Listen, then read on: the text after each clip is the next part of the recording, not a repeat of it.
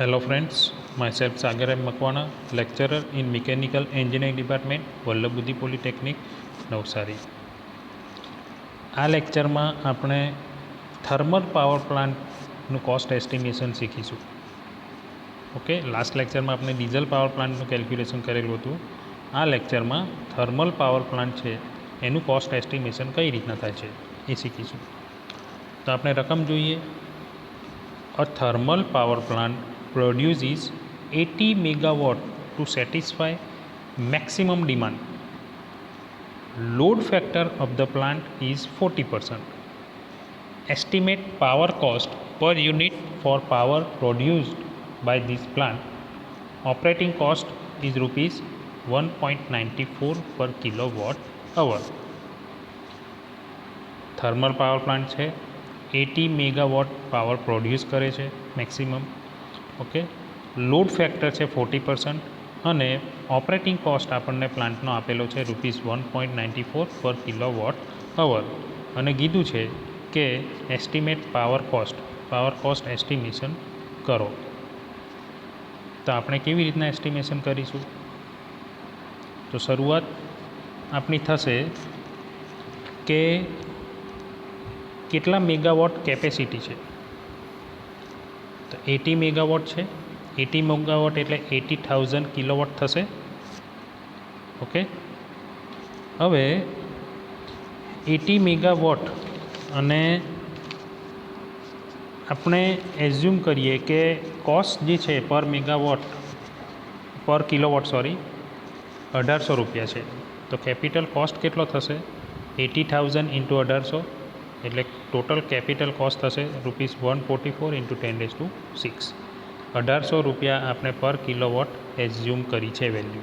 આ એક ખાસ પોઈન્ટ યાદ રાખજો. ત્યારબાદ કન્સિડરિંગ ઇન્ટરેસ્ટ એન્ડ ડેપ્રેસિએશન 12%. ઇન્ટરેસ્ટ અને ડેપ્રેસિએશન 12% આપણે એઝ્યુમ કરી છે. ઓકે, તો એ કોસ્ટ કેટલો થવાનો?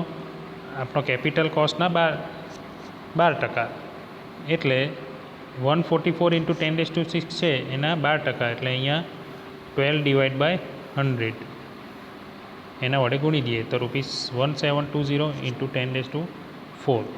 આ થશે interest and depreciation cost. Next, average load on plant is equal to maximum demand into load factor. Maximum demand છે 80,000, લોડ ફેક્ટર છે 40%, એટલે 40/100. તો એવરેજ લોડ ઓન પ્લાન્ટ થશે 32 ઇન્ટુ 10⁻³ કિલોવોટ. હવે power supplied by the plant per year is equal to average load into hours of an year. Average load છે 32 × 10⁻³ અને પર year અવર કેટલા છે? 8760. તો હવે આપણે ઇન્ટરેસ્ટ ગણી શકીએ. ઇન્ટરેસ્ટ એન્ડ ડેપ્રેસિએશન પર કિલોવોટ અવર 1720 ઇન્ટુ 10⁴ એ આપણે ઇન્ટરેસ્ટ અને ડેપ્રેસિએશન કોસ્ટ હતો, ડિવાઈડ બાય જે power supplied by the plant છે પર યર એ છે 32 ઇન્ટુ 10⁻³ ઇન્ટુ 8760. તો આ થશે આન્સર ₹0.061 પર કિલોવોટ અવર. આટલો ઇન્ટરેસ્ટ અને ડેપ્રિસિએશન પર કિલોવોટ અવર થશે. ત્યારબાદ ઓપરેટિંગ કોસ્ટ આપણને ₹1.94 પર કિલોવોટ અવર આપેલા છે. તો કોસ્ટ પર યુનિટ કેટલા થશે? 1.94 પ્લસ આપણો ઇન્ટરેસ્ટ એન્ડ ડેપ્રિસિએશન એટલે 0.061. તો આન્સર થશે ₹2 પર યુનિટ ઓર ₹2 પર કિલોવોટ અવર. આ થશે આપણો ઓપરેટિંગ કોસ્ટ પર યુનિટ આપણો. ઓકે, સો આટલો પાવર કોસ્ટ પર કિલોવોટ અવર આપણો ફાઇનલ આન્સર થર્મલ પાવર પ્લાન્ટનો આવશે. તો શરૂઆત ક્યાંથી કરી હતી આપણે? કેપિટલ કોસ્ટ પહેલાં ફાઇન્ડ કરી, પછી ઇન્ટરેસ્ટ અને ડેપ્રેસિએશન કોસ્ટ ફાઇન્ડ કરી, પછી એવરેજ લોડ કેટલો છે પ્લાન્ટનો એ મેઝર કરી, ત્યારબાદ પાવર સપ્લાયડ કેટલો થાય છે, ત્યારબાદ ઇન્ટરેસ્ટ અને ડેપ્રેસિએશન કેટલું થાય છે પર કિલોવોટ અવર, અને છેલ્લે કોસ્ટ પર યુનિટ કેટલો થાય છે આ વેલ્યુ આપણે મેઝર કરતા ગયા અને ફાઇનલી કોસ્ટ પર યુનિટ આપણને પર કિલોવોટ અવર મળશે.